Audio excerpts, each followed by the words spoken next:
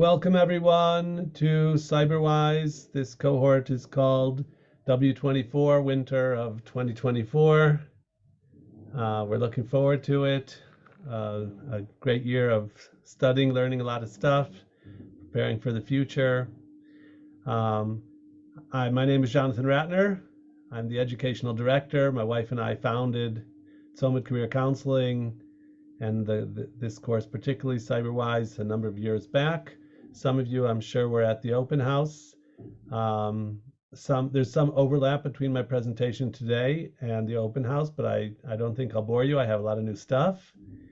And I want to give you an overview today of the course, how it's going to work and what it's about, the field of cybersecurity. I'm not the teacher of the course. I'm the administrator. There are some topics like soft skills that I teach, about how to write your resume and how to conduct your job interview and some other things like that. But I'm going to share with you shortly what I know about cybersecurity. So just by way of introduction, we're about market-based career counseling and training programs, helping people from all over the world in our community to enter the work market and earn an honorable living. We understand people and we understand the job market. We know that it's like a shidduch. It takes a match of who you are and your skills, your personality, your inclinations, what you want to do and what you're good at, what gives you satisfaction. There's limitations. Do you have full-time or part-time? What is the market looking for? What about your values, your personal and communal values and your economic situation? All these things make a difference in making a plan for your career. And so these are the kind of things that we help people think about in developing a successful career plan and really managing their career in an effective way. Our value proposition is our deep understanding and a respect for people. We really care about you. We're a boutique training program and company. And we bring in our teachers. Today, this course is a graduate of our course, and he's a top guy in his field. I'm going to share with you our faculty and introduce them one by one today, and our connections to industry to help you really get a job.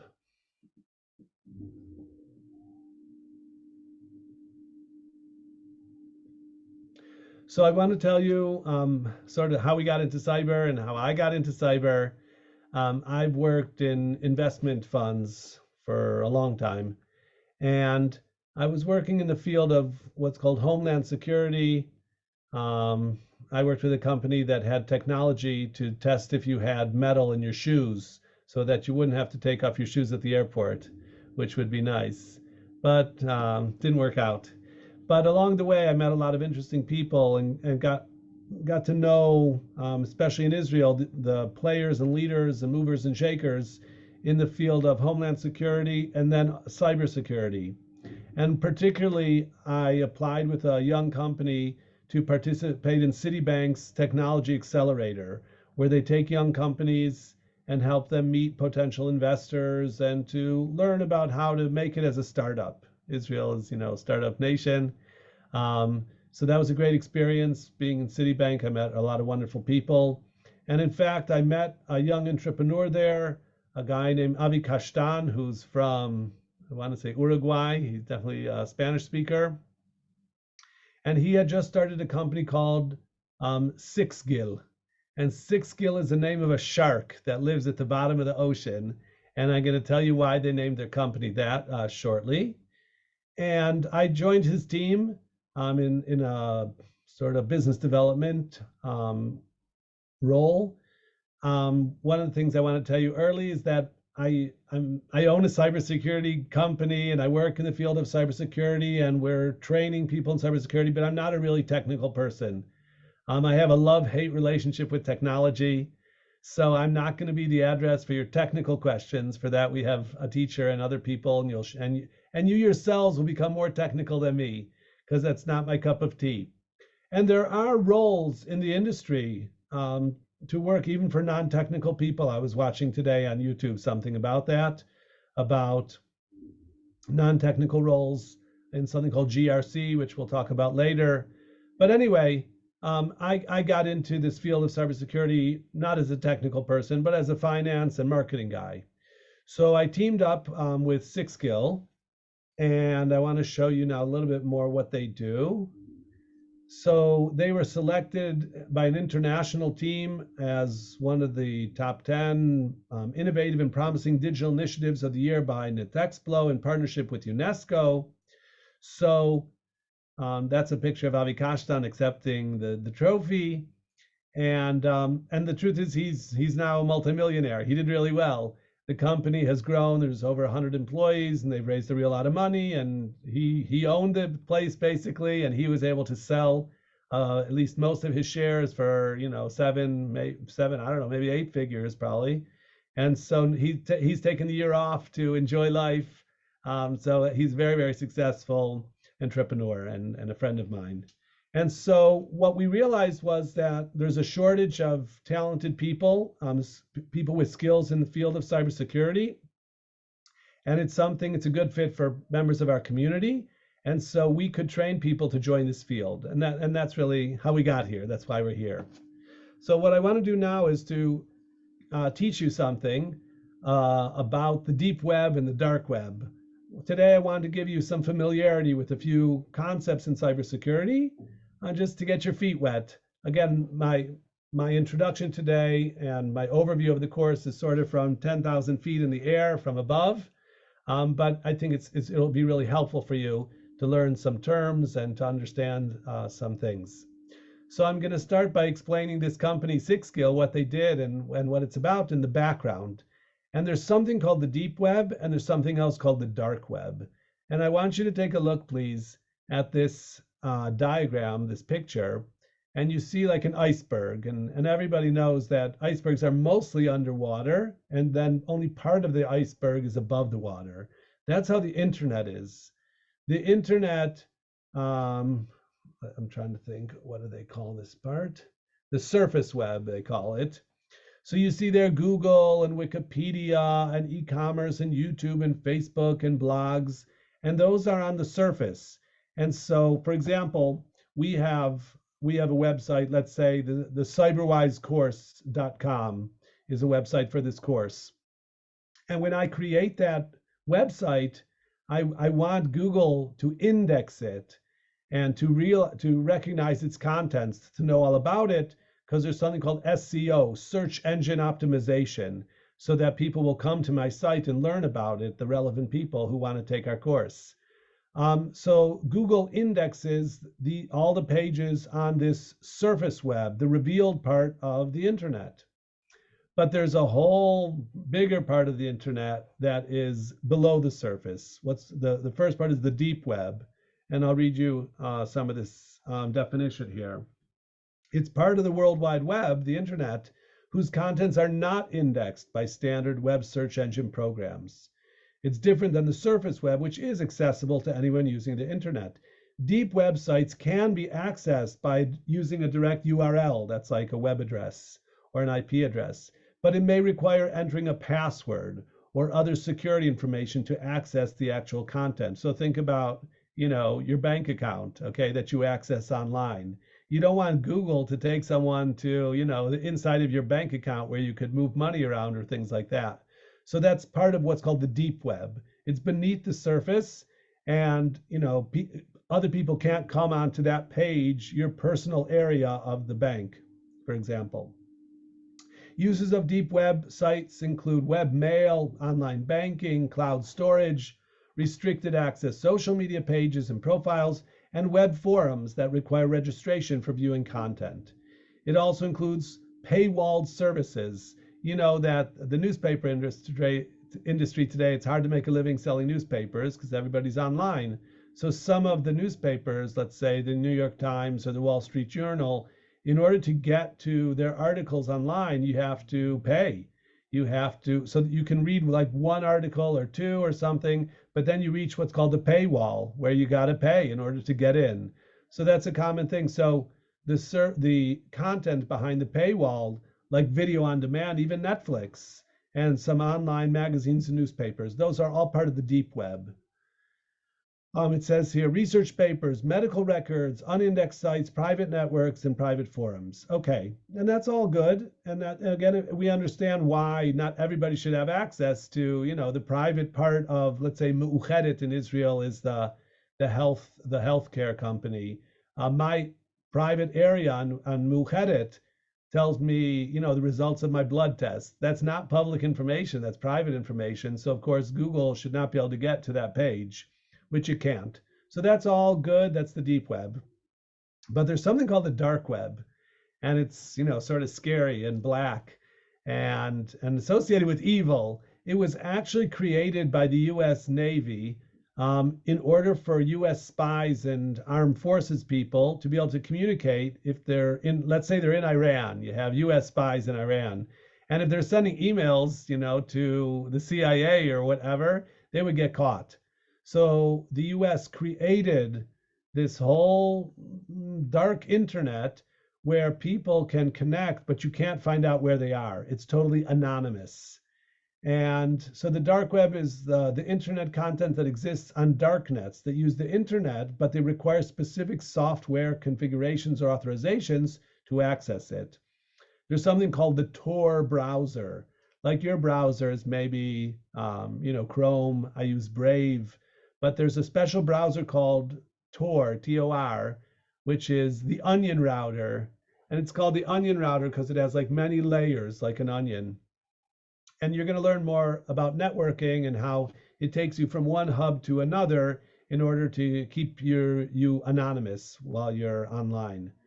So through the dark web, private computer networks can communicate and conduct business anonymously without divulging identifying information such as user location. So that's good for the good guys to be clandestine, to be secret. But guess who like to go to the dark web? The bad guys. So on the dark web, you have all the criminals who are buying and selling stolen credit cards, or they're selling weapons, or they're even selling, body parts. You need a kidney transplant, so they'll, I don't know, take someone's kidney and sell it to you. All sorts of bad stuff, illegal trade is happening on the dark web. So now I'm back to sixth gill. The sixth gill is a type of shark that lives at the very bottom of the ocean, really deep down in the darkness. So their company, their technology is to be down there in the dark web. And a lot of the places there, you have to have a password and you have to be accepted into a forum. So they go into these dark places where the criminals are hanging out, and they see who's there and what they're talking about and which credit cards they've stolen. And then they report that information to the good guys, to the banks, and to other customers, including the US government and so forth. So six gill's done really well because they do have Citibank as a customer and the US government as a customer. So that's why my friend is a millionaire, because they were at the right place at the right time with really good technology to go down into a dark place and bring out the information to people who could use it. So that's how I got into the field of cybersecurity. Okay, so we learned something about the surface web, the deep web, and the dark web. And it's something that you learn how to do in the course to go into the dark web for certain purposes. Only legal things, only ethical things, of course. Okay, more about who we are and what we've done. For 7 years, we've been training ambitious individuals to successfully enter the field of cybersecurity. These are our graduates in the US and Israel. We actually have some people in Europe and UK a little bit. So it's sort of crazy that you can do it, but you can do it without even a college degree. If you don't have a college degree, you just need to learn stuff. You'll take maybe some certifications or maybe not. And with these valuable skills, you'll be able to do something and build a career for yourself. And I'm going to talk later. It's not magic, but it does work, and it is possible. It takes hard work and dedication and ambition. So it's an exciting ride, and so we're happy to open it up to you. Why this is a good fit for our community. So there's a shortage of talent, both in Israel, the US, and internationally in the millions. The barrier to brains The barrier to entry is brains. A college degree is not necessary. There's relatively high pay after relatively short education. And something very important for a lot of people in our community that are interested either in learning part of the day or being at home with children or a family, the flexibility, the work from home possibilities, which because of COVID, of Corona in the past couple of years, so there's more and more remote work opportunities. So that's a great thing. So again, we're talking about learning technology in order to get a great job that pays well to help support your family. And what it takes is a seriousness to really do the work. And it's not a get rich quick scheme. There's no scheme here. There's hard work. It's blood, sweat, and tears. But then if you do the right things, you can do really well. This is my wife in Tel Aviv, and I had in this slide, the war in Ukraine intensifies the war for tech talent. A lot of Ukrainians work in technology, and now that they're busy with the war against Russia, it opens up more positions. Now we have a war in Israel, that's also an issue. But anyway, it's a dynamic field, and it's a dynamic field because the bad guys are hacking all the time. Including Russia and the Hamasnikim and the Iranians. Iran is big in cyber, and so Israel and the U.S. and the good guys have to fight against the bad guys in an ongoing cyber war. So we need trained people. It's not only for the armies and so forth. It's for all of us to protect our banks and our businesses. It's a big deal. I like to show the Haredi people who are very successful in this field. This is a woman named Hannah Neuberger. She goes by Ann Neuberger. She speaks in the name of the White House. And this is one of our faculty members, Hannah Kay, who took a selfie with her when she was here in Israel and got to participate in a roundtable discussion with her. So that's really nice. Another Haredi woman, one of our friends, who is a Russian mathematician, and she's VP Corporate Strategy in Guardicore, and we've had some students end up working there. Another guy I like to show about is Yisrael Gurvid, and today I'm going to share his company and what they do, because I think it's really interesting for us to learn about what cyber companies do and why there's so many different cybersecurity companies. So I'm now going to share this video. Let me get it. Maybe I'll do it this way. So okay.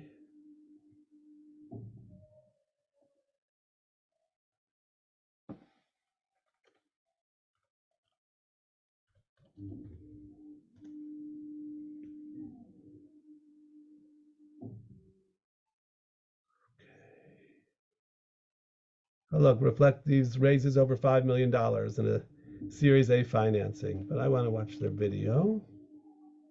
So I'm going to YouTube. Okay.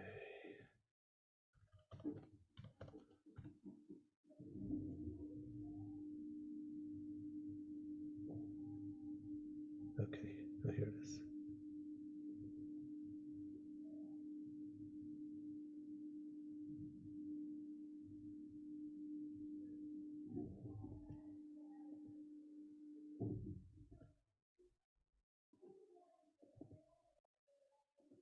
Okay, let's say you are a CISO. You successfully protect your website against advanced cyber attacks every day. You use the best security solutions: firewalls, WAF, IPS. You are fully secured. Or not? Meet your trusted friends, the web third-party components. These components help your company scale its business and technology. Social media, ads and analytics components, engagement tools, authentication apps, even the JavaScript code your developers download from various online sources. These third parties are already installed on your website, dozens of them, and they're managed remotely. Yeah, it means they can be modified without your knowledge and bypass your precious security perimeter.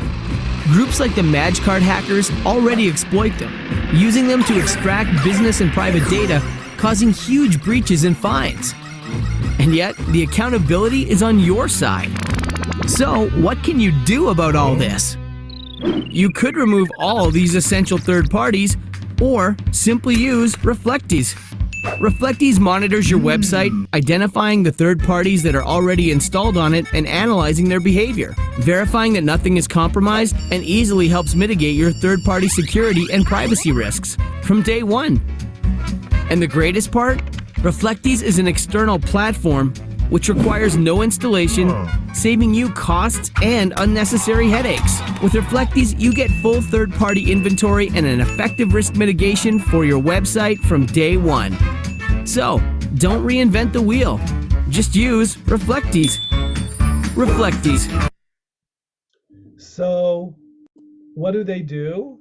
A company has a website, and there's a lot of technology and outside vendors. In the website, and they're monitoring what's going on behind the scenes, and that's very important. And I want to sort of walk you through the thinking on that. Let's say I'll make you a terrorist, and you want to get into Ben Gurion Airport. And I'm sure all you know that Ben Gurion Airport is like the safest airport in the world, and it would not be easy to get in as a terrorist because there's many layers of security. You always want to have many layers of security. And so the first thing, you have to drive, you stop at those gates, and the soldier, looks in your car and asks you where you're coming from. So if you were a terrorist and you wanted to get in, you probably wouldn't come to that gate. Because what are you going to say? You'll look suspicious. You probably won't get through. A smarter way to come in would be to come in like a delivery truck of someone who delivers the food, let's say, for the airplane, or for, I don't know, the paper towels for the airport. And maybe you'll hide in the back of a truck for a company that has clearance to come into the airport. And that's called like a supply chain attack, where you're coming in through the supply chain of the airport and getting yourself in, and then you could do bad stuff. So the same thing is true on the internet.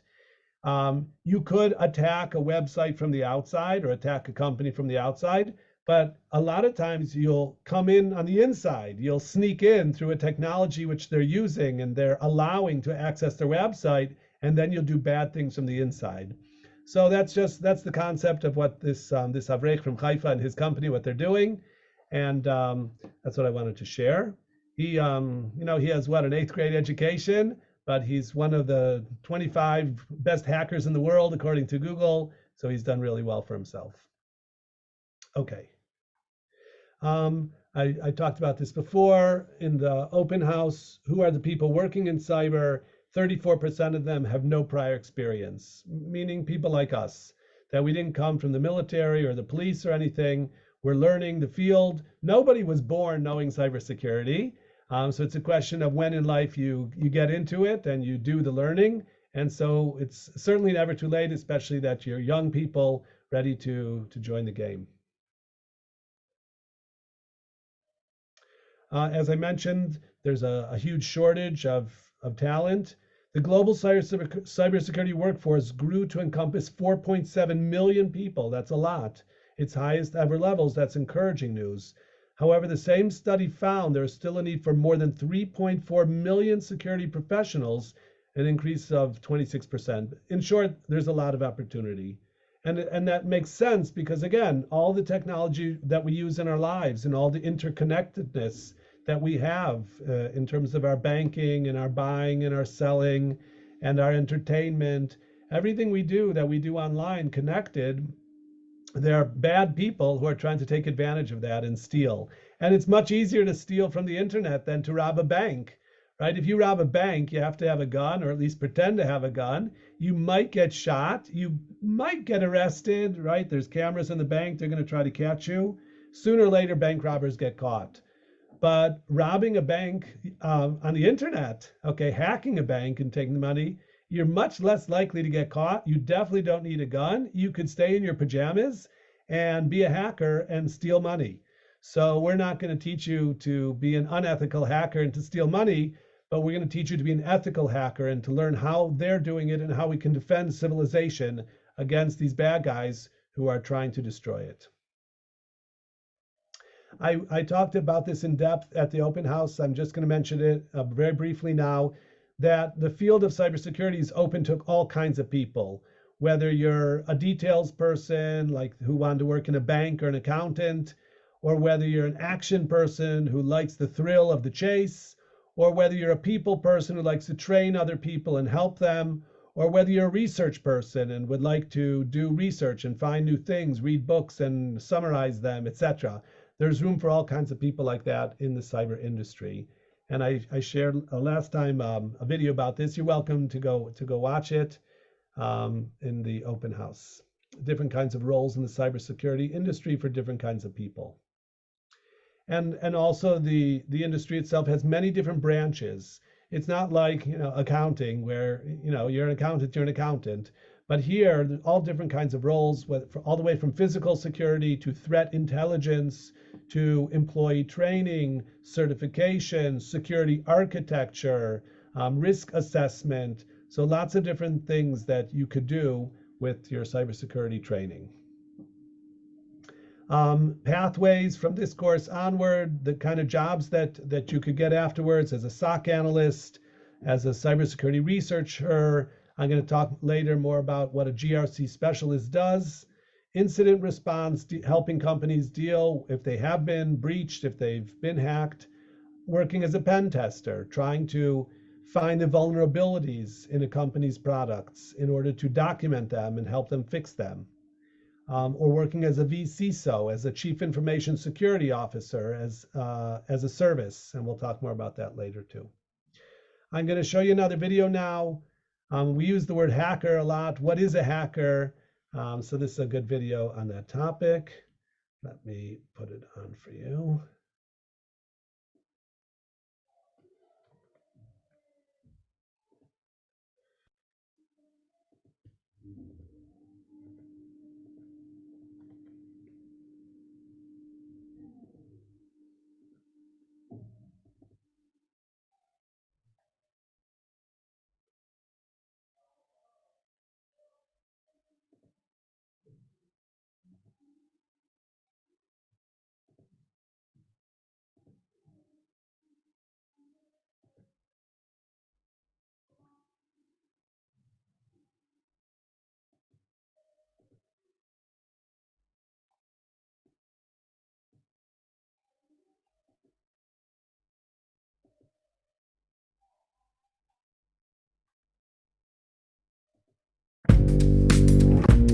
Which of these people is most like a hacker?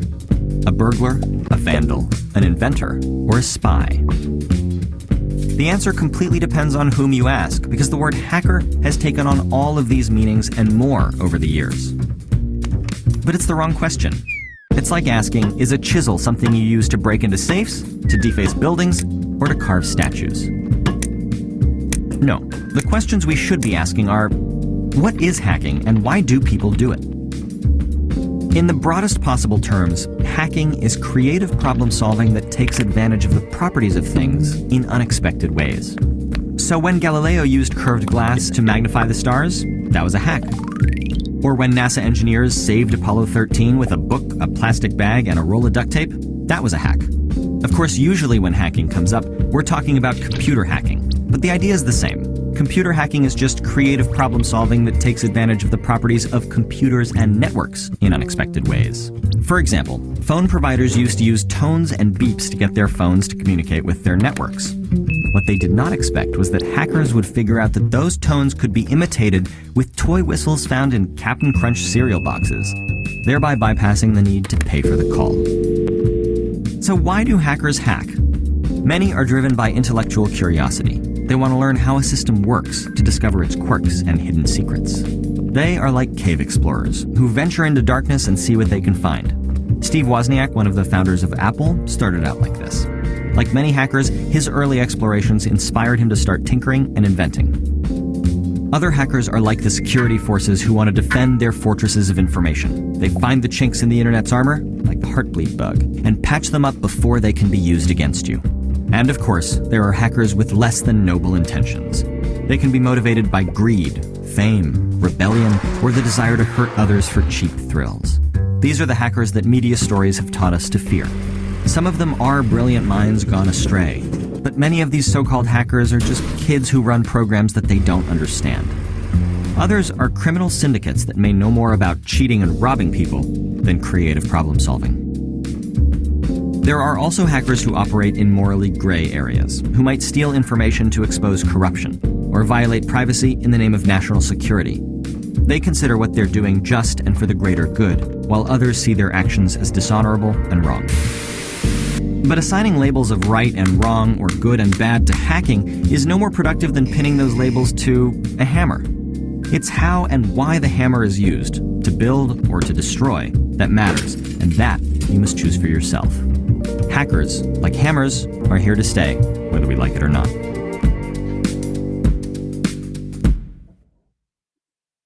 Okay, I thought that was a helpful understanding of what hacking is.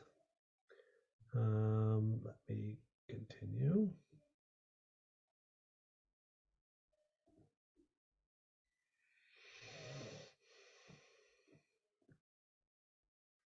Okay, something you're going to learn in the course, especially this year, we've added a few special classes on the topic of AI, which is artificial intelligence.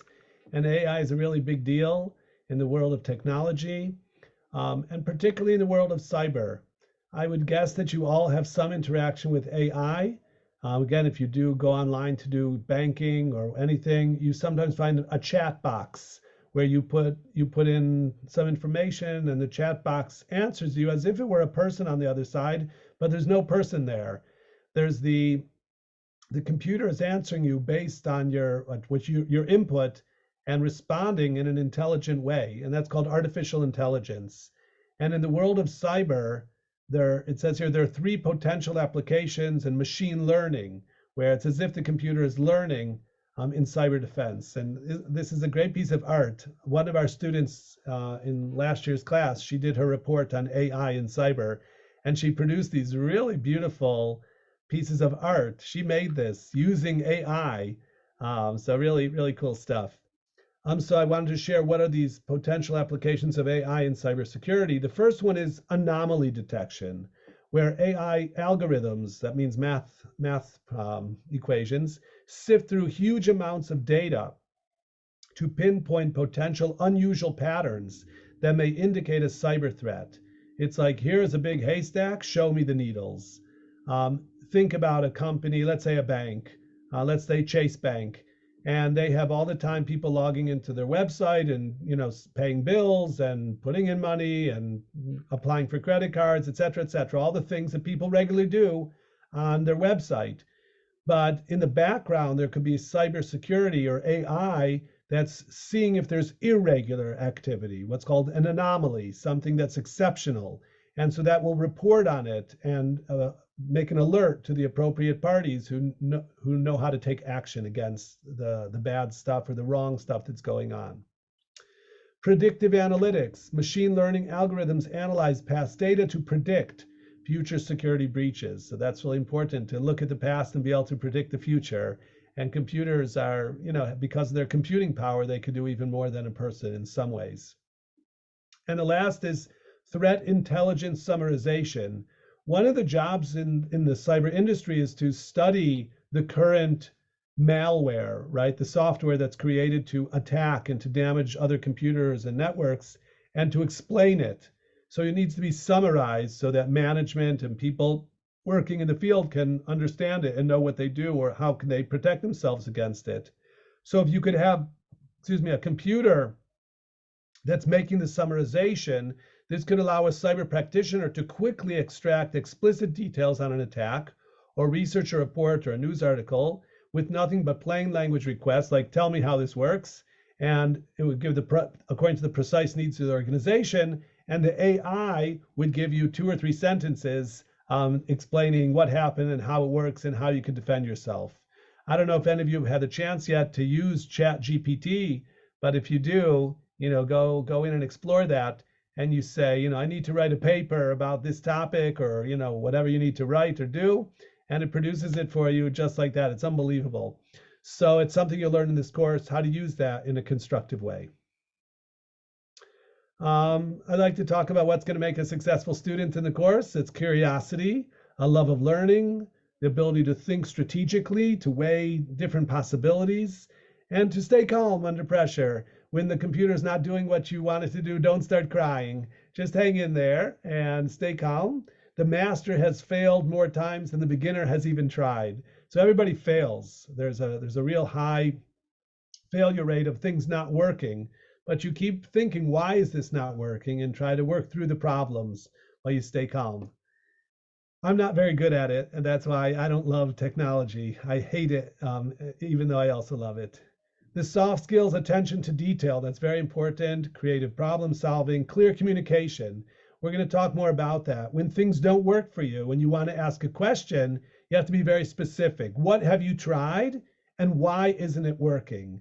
And send me a screenshot showing what the problem is. And what are the hard skills? Information management, computer science basics, and specialization in a subset. Again, we're gonna be learning real hard skills throughout the year. I want to talk more about different attacks. A DDoS attack is when you overload a website by having a real lot of computers try to contact it, and it's like, you think of you want to open a pizza shop in town, but there's already a pizza shop. So you do something nasty. You get a real lot of phones to call that pizza shop. So many phones are calling it that the line is always busy. So nobody can call the other pizza shop. So they can only call you. So that's how a DDoS works. It makes a real lot of computers all turn to a certain computer, and it overloads the network, and so the network falls. SQLI is what's called a database injection, SQL injection, where you're putting bad data. You could even erase someone's database. Let's say there's a form online, and it asks you for your name. And if you put in that form, instead of writing your name, you put in a computer command, quote, erase the database. And so then, you put that in and you press enter, and it goes in and it erases the database. So they were pretty stupid to let you do that, but that actually happens. So the people who make the question that a website is going to ask you have to be sure that your answer can only be something that's reasonably a name, and can't be a command to the computer to erase the database, and so forth. There's vandalism, defacement, ruining people's websites. There's account hijacking. You break into someone's account and you make yourself essentially the owner on it, as well as many other types of attacks. And I'm going to show you now a really cool thing. There's a cybersecurity company called Kaspersky, and they have this really cool thing on their website where they're going to show us in real time different types of attacks that are going on right now, just to show you how active this world is of cyber crime and cyber attacks. So I'm going to share my screen on that. Okay, so we're at Kaspersky's site showing us the globe, and these lines, and you see there's Saudi Arabia, and you see here's Israel, the 94th most attacked country. Everything that we see, all these lights flashing and all these lines, are cyber attacks that are going on right now. Okay, so unbelievable how the world is full of crime and cyber crime that's happening. And so for us, it creates an opportunity to help protect the good guys and to protect the world against those who would take advantage of it and essentially destroy civilization. There's an aspect of cops and robbers here, of the good people against the bad people. So this is Kaspersky, sort of a Russian cyber company. There's the United States of America showing the attacks that are going on there. Okay, so again, I think that's really cool. The Dominican Republic, I don't know why people want to attack the Dominican Republic. It's a very poor place. The United States, the second most attacked country. That makes sense. America is rich, and so there's a lot of money there, so it's being attacked in these different types of attacks. Let's see what happens on more details. Detections per second. Okay. last week, last month, no data. North Korea, wow. Okay. In short, that is Kaspersky's visualization of seeing the world of cyber attacks in real time. So I think that's really cool. Going back to my presentation. Okay, here's another important lesson that I want to share with you. If you learn nothing else from this course, this would be an important lesson because everybody needs to know this. And let me say something about that. We're all, on the front. The hackers are trying to get into everybody's computer because if they put a virus onto your computer, they can now use your computer as what's called a bot, as a part of a network to attack other computers, because computing power is measurable. And so the more computers they have in their network, the more trouble they can make. So they want to take over your computer without you knowing it. And it can be going on behind the scenes of your computer. And you wonder, why is my computer so slow? And the answer is because there's viruses, there's malware on your computer, which the hackers have taken over parts of your computer. And so they can see your data, but they can do things. They can use your computer to attack other people. It's unbelievable, but that's how it works. So it's very important not to let the bad guys to use our computers against others or against ourselves. So we need to be secure. And one of the best ways to be secure is through strong passwords. And I didn't know this before I came into the industry. I thought, do passwords really matter? Anyway, the bad guys can probably get around the passwords, but it's not true. It's not easy to get around a password. Passwords that are strong really protect you. And so this is a really interesting table of how long it would take a hacker to crack your password.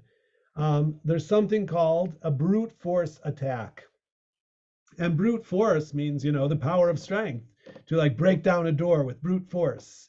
So in the world of cyber, brute force means to try every possible combination until I break through your, whether it's your firewall or your password. I want to get into your computer and it's password protected. So I need to figure out your password.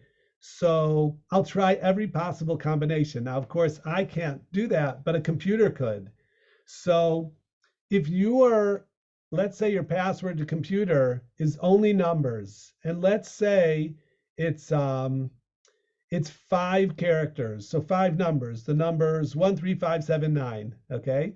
And even if it was a better code than that, but a computer could go through 5 numbers, all the combinations of 5 numbers, there's not that many combinations of them. And so a computer could do that in an instant. Okay, meaning, less than a second. If you have not only numbers, but also lowercase letters, or lowercase and uppercase, and a mixture, and even symbols, you have a $sign or an exclamation mark or any of the symbols. But if you only have 5 characters, even though, let's say there's some 50 symbols and numbers and letters or more, because there's only 5, it's not that high a number of possibilities. And so a computer could figure it out in instantly, okay, essentially immediately. That's why it's important to have a long password. Let's look if you have a 12-character password. So if it's all numbers, it would take a computer 25 seconds to figure out all the possible numbers of 12 digits. But if there's also letters, it would take 3 weeks. If there's upper and lowercase letters, then it would take 300 years. And if there's uppercase and lowercase and numbers and symbols, it would take 34,000 years, which means you can't do it. And so you want to be here in the green area. You want to have 12 digits, characters in your password. And it shouldn't be easy. It shouldn't be your social security number or your address or your phone number or your name and your age or the year you were born, because that's something that can be guessed. But if it's something that can't be guessed and it has 12 characters in it, that's a strong password. And so they'll try to break into your account, it won't work, and they'll try a different account. No one is fully protected against cybercrime, but if you have strong passwords, that's part of having a good defense. So I gave an example, it's a little bit exaggerated, of a strong password. And because we're Jewish and we know lots of Hebrew words and English letters are strong passwords because there's something called a dictionary attack where they go through every word in the dictionary. But Hebrew words like sefer or savta or what, those are not in the dictionary. So a foreign word in English letters is actually a good password, and something for a Jewish person, it's easy to remember. Let's say Matoivu Alecha Yaakov. That's easy to remember as a password, and you add some digits to it. So here I made a password, Kal V'chomer ben Benoshel Kal V'chomer. And I don't write that anywhere on my computer. I have a reminder to myself that the password is the Yud Gimel Midos. And I know it's Kal V'chomer ben Benoshel Kal V'chomer, and I change the L for an exclamation mark, etc. That's a very, very strong password. And we'll learn in the course other ways to have strong passwords, which is to have a password manager. And then you only have to remember one password, how to get into your password manager, and then the rest it creates very strong passwords, which really you can't remember because they're full of symbols and they make no sense. Those are the best passwords that don't make any sense, but you can't remember them. So if you have a password manager, that's a really good way. And then you only have to have one very strong password that you remember in order to get into your system. And that is what I have on my computers. So again, passwords are really important. They need to be long. There's a joke in the cyber world. Passwords are like your underwear. You should change it often. You shouldn't show it to strangers, and it shouldn't be exposed. You shouldn't write your password in your wallet or on your computer screen. That's not secure. So it's something to be hidden. You do need to change your passwords periodically, and they need to be long, and not something obvious like your name or birth date or your mom or dad or your child's name or something like that. So those are some insights into having strong passwords, which is really important. Okay, I love that slide because it's also colorful. Okay, something that I want to encourage you to do over this year and the future, and that is to get into the industry by reading the websites and the periodicals and going to conferences and meeting the people that could be your future employers or people you work with. And there's a certain clique, if you will, of people in the industry. And so you want to begin to become a part of that. And we'll talk more about that as the year goes on. Okay, I'm ready now to talk about the specifics of the class, how it's going to work. And the truth is, we're in a new place. We're really devoted to helping you. We have a mission. We've been doing this, for almost a decade. But things change, and nothing stays forever. And so we've decided, based on the number of the students in this course, and students had a hard time putting in 5 hours straight on Sundays. So this class, this cohort, W24, is going to be hybrid between live online, like this class is live, I'm here and you're here, and on demand, which means it's a recording that you'll watch whenever you want. So on Sundays, there'll be about an hour or maybe an hour and a half, something like that, with your teacher. His name is Aaron Liebert, and he'll be there to go over the homework, to teach you anything that you had a hard time with, and to give the assignment and to explain things. He'll be there for you. But then most of the material you're going to get on your own time, whenever is good for you, whether it's Sundays or during the week, whatever. And you will have access to a library of videos from Aaron himself and from other teachers who have taught for us in the past. And so, we'll give you an assignment each week of what video we want you to watch, and you're welcome to watch more. And we're going to talk about how research, online research, and doing more research on your own is a key element of success in this field. So the components of the class are attendance, coming to class like you have done today, which are on Zoom. There's a Slack channel. I invited everybody to be on the Slack channel where we share things. You can ask questions. That's where I'll put the links to the recordings and so forth. There's a Google Classroom which is where assignments are given and grades are kept, and there's tests that are given through Google Classrooms. That's also an important repository. There's actually, I'm going to make sure the Slack is connected to the Google Drive of the class, and that'll make it easy to go between the two of them. So there's homework assignments. Again, if you just came to class, a number of hours every week, that wouldn't do it. You have to really invest in this and do your own research and do the assignments to really make yourself into a cybersecurity professional and expert. We help you by giving you projects and by giving you some tests. I mean, they're not like huge pressure, but that helps a person measure their knowledge. Soft skills training, I mentioned I'm going to be doing that, of helping you learn how to get a job, how to look for a job, how to apply for a job, how to write your CV, how to conduct yourself in a job interview, etc. So we're going to help you with that. A key aspect of success in this industry is through certifications.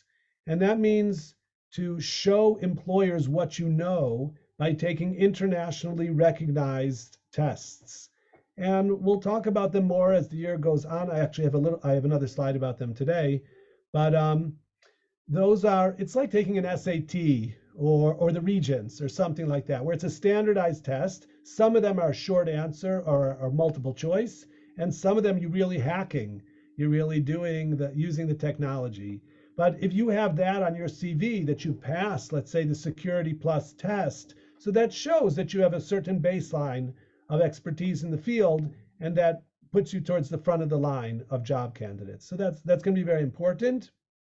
You'll decide when you're ready to begin working on your first certification. It could be during the course. We've had a lot of students who do that, or it could be when you finish the course. And it depends sort of how busy you are. Are you someone that's working and maybe you're a mom and also have a job, or are you someone that's a full-time student, so you have more hours and bandwidth in order to invest in your certifications already now? So that's something you'll think about. Internships, helping you get placed in either a paying or non-paying internship, which is really important because there is so much to know in the world of cyber. It's like an ocean, and you could drown, but you got to learn to swim. And so your first employer is going to be very important to help you get your feet in the water and learn to tread water and to make progress. And they're going to invest in you and training you. And so, it'll usually start with very low pay at the very beginning because they're investing in you. And you need to gain those skills on the job before you can move up, whether with the same company or a different one. So internships or first, entry-level jobs are important. And we'll help to get you placed, Bezrat Hashem, in good opportunities for growth. Because once you're in there and you know this stuff, people have done very well and people are doing very well. And so there's a lot of room for growth and reason to anticipate good things in the future. So I want to talk about the Brit, the covenant. And the covenant, like the picture shows, there's no magic. Okay, like I said, it's not a get-rich-quick scheme. The way it works is we open doors. We're going to teach you stuff, but you got to deliver the goods. You have to really do the studying. You have to learn the things. And so ultimately, we can help you maybe set up even a job interview, but you got to go there and make the sale and show them that you're, somebody worth hiring, that you're going to be a good team player and bring them lots of value. So no magic. It's hard work. Hard work brings success. So that's really, really important. If I asked you who's your best friend, maybe it's your bestie, okay, your chavrusa, your mom, your sister, whoever it might be. But I'm telling you, from today and onward, you have a new best friend. Your best friend from now on is Google, okay? Google's your new best friend. Every question you have, everything you want to know about in any field, but especially in cyber and information security, you go to Google. You ask Google. Google knows everything. It's all there. So that's a very, very important skill is online research. And this field is about continuous learning. You need to love to learn because think about it. The technology is constantly changing. Think how much technology has changed in our lifetimes, right? There were no smartphones. I think the youngest person here, still, there was no smartphones when you were born. So smartphones are very, very advanced piece of technology. and things are moving fast and forward all the time. Like I talked today about AI, we can't really know where the future is going to take us, but whatever it is, there's going to be people who are going to misuse it and abuse it and try to steal other people's stuff using technology. So in order to stay ahead of them, the good guys, or if not ahead of them, behind them, but not too far behind, we have to keep learning. We have to keep learning about technology and how to protect it from those who would abuse it. So your new best friend is Google. And let me share even more about that. On the Slack channel, if you went in there, and I know some of you did you see there's an ask channel where you can ask questions, and we want you to ask questions. And when you know the answer to somebody's question, put the answer, reply to them and tell them the answer. And otherwise the teacher will put in the answer. But before you put a question in the ask, you should try to Google it. Okay, whatever your question is, don't ask me and don't even ask your cohorts or the teacher. Ask Google first. That's the obvious thing to do. Don't waste somebody else's time. Use your own time to find out what you can. And then if you say, okay, I Googled it and this is what I found, but I still don't understand because I have this and this question, that's a strong question. Okay, that's a question that you should ask. So tell us, what you know, what your research has revealed, and why you're having an issue, and then that's a really good question. So your new best friend is Google. Your new identity, I put it in Hebrew letters, and I have here a fighter. Okay, I have someone in the martial arts. And we have a number of young women, Haredi women, and of course we've had a lot of Haredi women over the years. And some of them, like Hasidish and, 2 coverings of their hair, very frum people, but they're fighteriot, okay? They know how to fight because they have a big family and they're trying to help their husband maybe stay in learning or just to earn a living. And so they're coming with an attitude of fighting and winning and critical thinking and ready to take on the world. And that's the kind of attitude you want to have. You don't want to be weak or, you want to be tough. You want to be thinking and on top of the game and ready to compete and learn and do. So you want to be a fighter. That's a good Hebrew word, a fighter. Part of our program is to bring cyberstars, people who have been in our program or who work in the industry, and they share their insights into how you can, manage your career and grow and what certifications are valuable and all kinds of questions, work-life balance. We have a whole community, Baruch Hashem, from people who are in the field and succeeding, and they're happy to help others and to give you guidance and to hold your hand once in a while. So it's good to have mentors, to have someone who will show you the way. And we have a lot of people. We'll talk later on about LinkedIn and opening a LinkedIn account and finding people there that and can turn to and ask questions about bigger things than just something specific in the course. And so that's a nice part of this course, that we bring in guests to share their experience with you. I mentioned cybersecurity certifications. This is a particular company called CompTIA, and they're one of the leaders in the field. And so you can see here, it's like a pathway. This test, ITF, is to see if you're meant for a career. But everybody who's in this course has already taken a logic test, or you're here for a reason. The A+ are the basics of how a computer works. Network Plus is about, computer networks. And Security Plus, at the end of this course, you'll be basically ready for Security Plus. And so this is a sort of a pathway. You don't need to take all these tests, but it's good to learn about them and to, we see sample questions about them, and then to actually prepare, let's say, for the Security Plus. And depending what you want to do, maybe you want to take the Network Plus. We've had students that do that. So again, this is an example of a pathway of certifications, but the idea that I'm trying to give over is that there's not one single certification that, once you did that, you got it. It's an ongoing process. Even people who are working in the field for 5 or 10 years continue to get new certifications as they develop and as their skills develop. So it's a part of being in the industry. A lot of times what happens is once you have a job, your company will pay. The certifications, let's say they cost, $300 or something to take the test.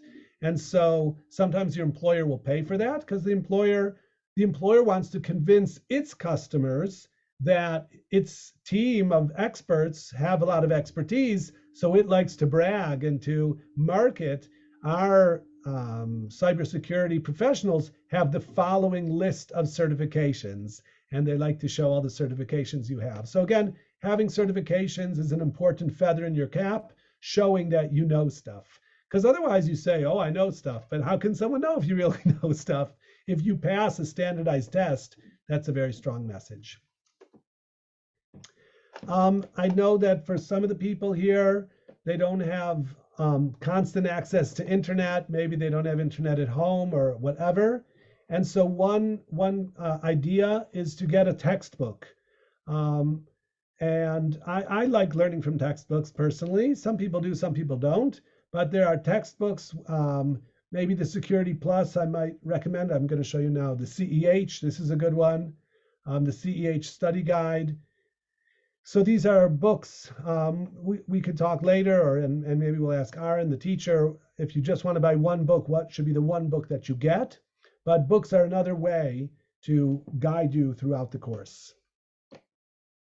Okay, online learning. We talked about how much learning and online learning is a big thing. So it's something we'll share with each other in the Slack channel when you find a good video that explains something. So put the link in the Slack channel, in the resources channel. Say, I saw this video and it explained really clearly and whatever. Here's a person who's really good. His name is Professor Messer. And here he's training for CompTIA A+, whatever. But Professor Messer is one of many good online resources. And this is all free. This is in YouTube. There's an ocean of information which you will learn as you begin your career in this industry. So share helpful resources with your classmates. Khan Academy is sort of like school, but this is a good, when you're just starting now to understand what is the internet and IP addresses, DNS, packets, routers, reliability, HTTP, HTML. These are very basic ideas, the things you're going to need in the course. And of course, we're going to teach them. But Khan Academy is also a good place for very basic knowledge at the beginning of your journey. I like this. This is some humor I wanted to share. That tech support is a way into the industry. Okay, we're going to try to help you to sort of take a shortcut into the high-level part of the cybersecurity industry. But the most pedestrian, the main road is sort of the straight road, is to get a job at help desk, like IT help desk, where you're going to be talking to people who, my computer's not working. Why is that? So look at this one. The customer service asks the customer, is it plugged in? My screen's totally black. It's not working. What's the matter? So you ask, is it plugged in? So the customer says, duh, yes. What do you think I am, an idiot? But look how their computer is plugged in to that power bar, and the power bar is plugged into itself. So you tell me, is that person an idiot or not an idiot? But people are like that, right? What do you think I am, an idiot? But the answer is yes, you're an idiot. But that's life. Tech support says the problem is located somewhere between the keyboard and my chair, right? So the problem is me. But tech support is actually a good thing. It could be during this course. We have students who work in tech support. It gives you an understanding of networking and of IT operations, which is a good foundation to get your first job in cyber, the fact that you've worked in IT support. So think about that on your journey. Okay, I do want to share now at some length, I want to talk about our faculty because, like I said, you're going to be watching videos of our teachers. The main teacher of your class is going to be Aaron Liebert. He's a wonderful young man. He has a couple of kids. He lives in Ramat Beit Shemesh. He's a friend of mine, and he took our course 4 or 5 years ago. He's a top pen tester today for a big Israeli company. And so he's going to be your online instructor. So you'll see him next week for the first time. But our list of instructors here, and I put the ones in bold who have the most recordings that I think you're going to want to watch. For this week, I'm going to give you Omer Kerner. And I called him Dr. Omer Kerner. Omer was in Tzahal. He was in the Israeli Defense Forces in a unit called 81, and he was a cyber instructor. He's a very nice person. He's a really tall guy, and he's from Haifa. And he went to the army and learned cyber and then taught cyber. And it's a really top secret unit that develops important technologies. I'll show you a little bit more about it in a minute. And after serving in the army in a cyber unit, he decided his real goal in life is to be a doctor. His father's a doctor. We met his father. So now Omer is working in the hospital as a doctor, and he's right now an intern, which means, he's doing stage. And he said, the students say after the course, they start working in cyber and they say they feel, I don't know anything.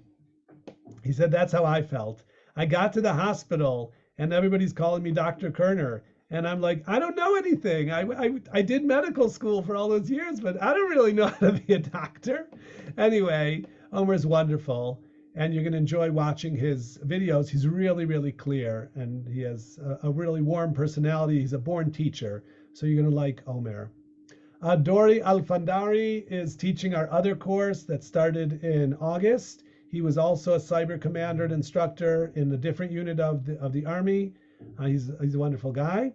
Leah Rosenberg is a graduate of our course. I'm going to tell you more about her in a minute. Yitzhak Krzyzanowski works for Palo Alto. He taught our course 1 year, and I'm going to share his recordings with you. If you like to see a Hamish guy, he's Hamish. He has a long beard, and he's an Avrech who became a cyber expert. Leo Huskevich has a Spanish accent. He's a red teamer. He's a really top-notch hacker, and he also taught our course for a number of years. So I have a lot of his classes recorded. I'm not sure if they'll be helpful to you, but you'll have access to them. Shalom Vanunu is also from Shmona Matayim, from Unit 8200. His recordings are in Hebrew. If you wanted to study in Hebrew, you could do that. Hannah Kay is Yitzhak Krzyzanowski's wife. They both took our course, and they both work in cyber today. She works with us. She helps us place students, and she's wonderful. Miri Gurman is my assistant. She helps to collect tuition and to be in contact with you. Have any issues, you can turn right to me or to Miri. Hannah is my wife, and she's the boss. She's the big boss. She's wonderful and powerful and plays a really leading role in our relationship with companies and placing the students. And I call myself the educational director. I'm here for you to help guide you. But as I said, I'm not technical, so don't ask me technical questions. Okay, so Aaron Liebert, as I said, he's a pen tester. He's really good. He's patient. He explains things really slow and carefully. You're going to like Aaron. Omer, as I said, he's a wonderful doctor. Unit 81 is a secret technology unit, part of the special operations of the Military Intelligence Directorate, an independent service in Tzahal. The unit focuses on building and supplying cutting-edge technologies to Israeli combat soldiers and spies.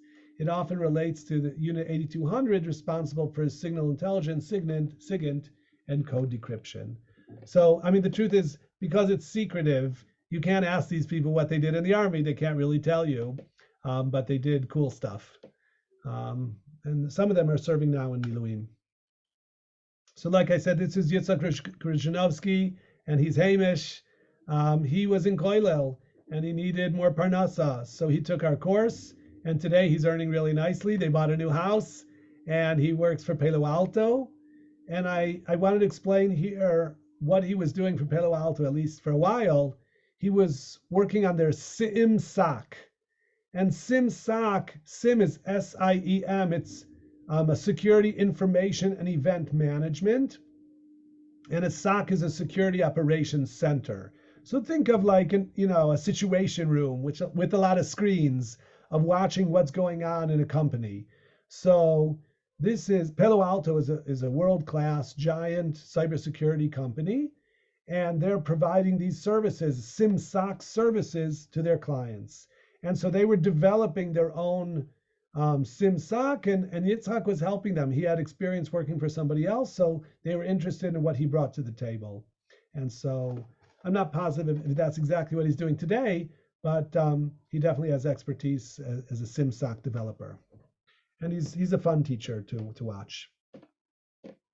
We have some classes from Leah Rosenberg that are actually later in the course. She's also our graduate, really smart woman who had some computer programming expertise coming in.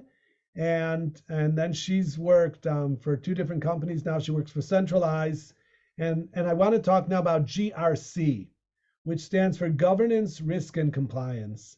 And I just watched a video today by a smart Oriental lady in America, and she was saying how you get a job for 6 figures, a non-technical job in cyber. Okay, so that's interesting, right? Because not everybody wants to just hack or program, or people are sometimes not as technical, but that doesn't mean that they can't do this or there's not a place for them in the cyber industry. So GRC means companies keeping the rules and managing risk and complying with all the rules and regulations, which are really important. And so you need a smart person who knows the rules and can help your company comply and keep the rules so they won't get a fine, and that they can pass a test, and they could advertise that we're compliant with all the relevant regulations. I'm actually right now looking at something that the IRS has made a rule that all accountants who are tax preparers have to have their own WISP. What is a WISP? A WISP is a written information security plan.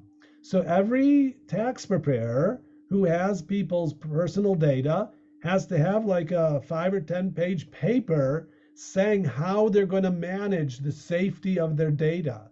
And these tax preparers, they don't know. So they're looking for guidance in developing their WISP. And so there's business around this stuff.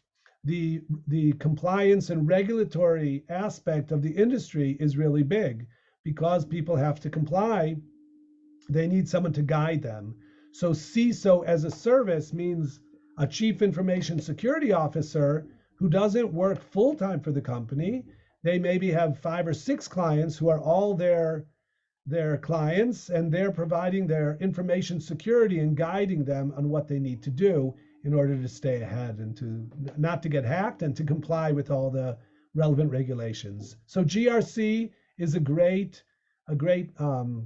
niche in this cybersecurity field, especially if you're a little less technical and maybe you prefer interacting with papers or with people and only part of the time on the computer. So that's GRC. That's what Leah does, and she's also doing really well. Okay, I mentioned Leo Huskevich. This is actually a picture of him. He's a second one here on the right. As I mentioned, he's a Mexican Jew, and he's a champion hacker. This was like a hackathon, whatever, it was a competition, and he won, and he got cash in his pocket for winning this competition. He works today as an AppSec architect at Dario Health. And so I wanted to explain those terms. What is AppSec?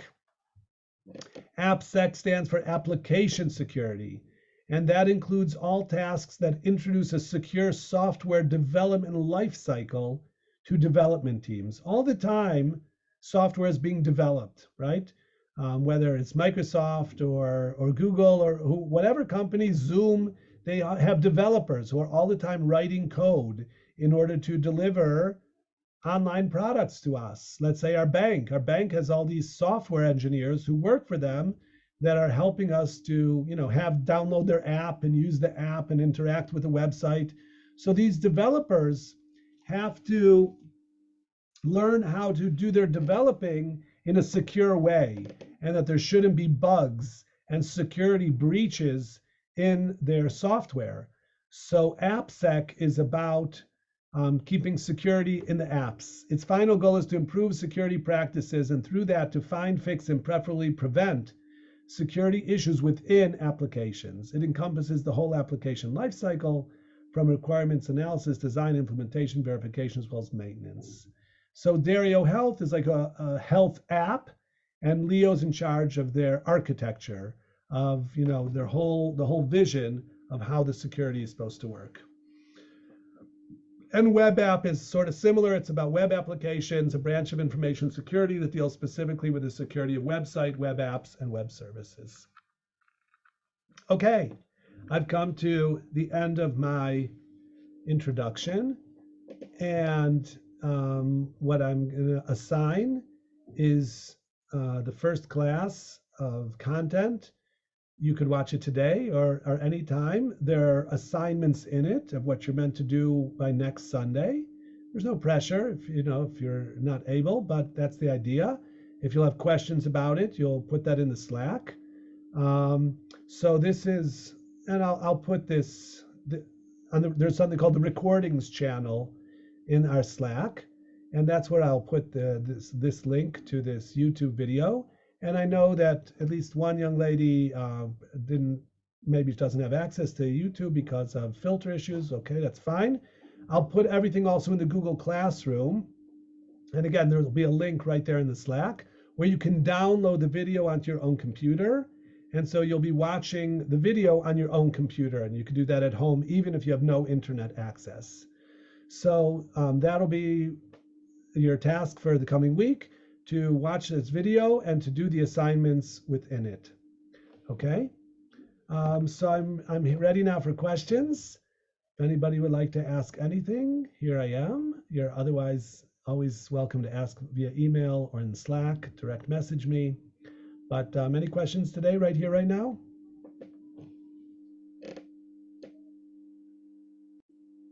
You were all very quiet. I saw some of you at the beginning. I think next week when Aaron is here, he will ask you to introduce yourselves and tell a little bit about yourselves, your age, where you are, and sort of your goals or where you're coming from for the course. But otherwise, we did it. Thank you very much for listening and for being here. I'm going to put up those things in the Slack channel, and you're welcome to get started on watching the first class. So thanks, everybody. Have a real good evening, and looking forward to being in touch with you. Okay, Connie, thank you. Take good care, everybody. Bye-bye.